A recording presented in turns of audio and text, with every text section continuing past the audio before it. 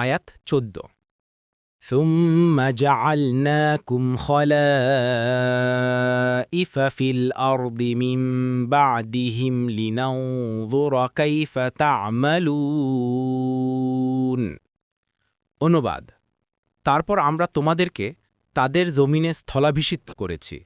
তোমরা কিরূপ কাজ করো তা দেখার জন্য ১ নম্বর ফুটনোটের বিবরণ অর্থাৎ